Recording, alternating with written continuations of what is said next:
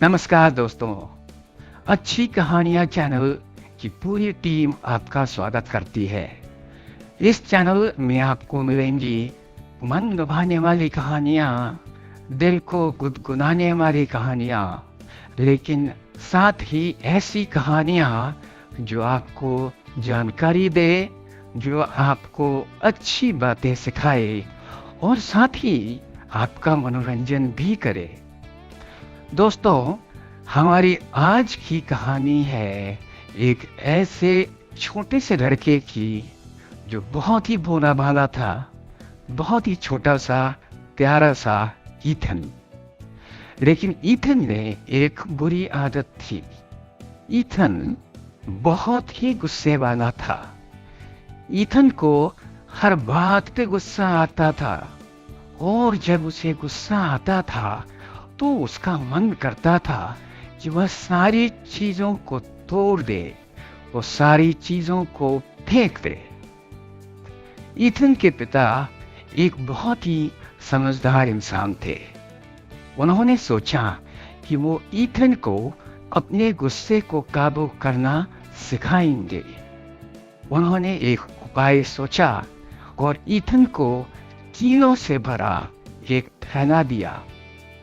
Ethan के पिता ने कहा, ईथन, अब से जब भी तुम गुस्सा करो, बगीचे की बाड़ में एक कील ठोक देना।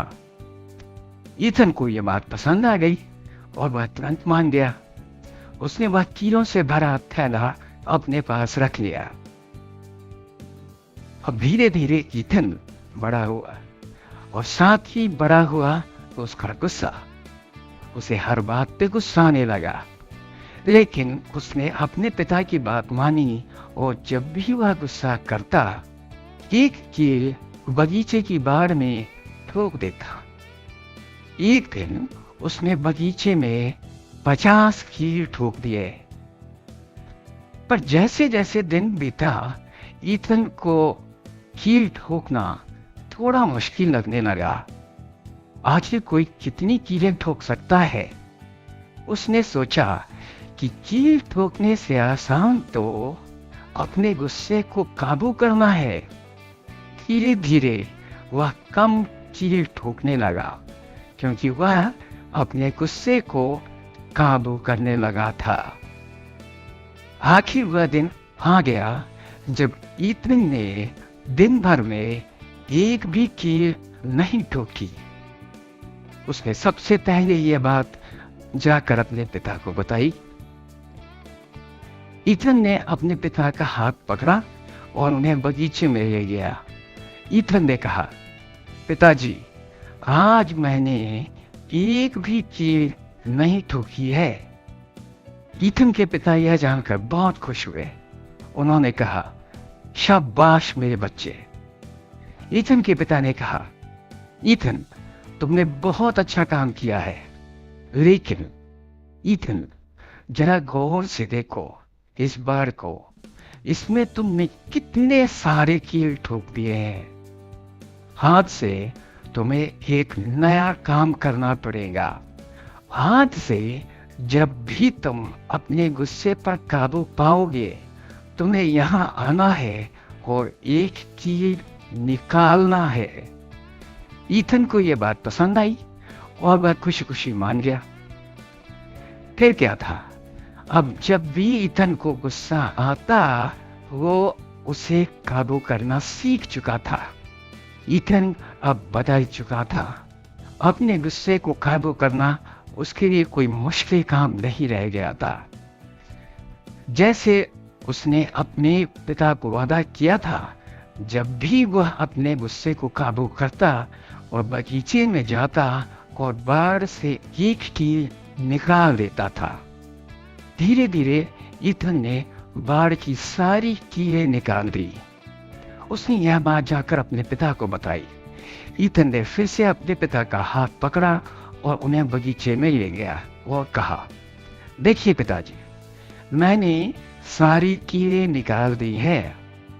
उसके पिता बहुत खुश हुए, लेकिन उन्होंने कहा, ईथन, गौर से बाड़ को देखो। तुमने उसकी सारी चीजें तो निकाल दी, पर इसमें इतने सारे छेद रह गए हैं, अब ये कभी नहीं भर पाएंगे।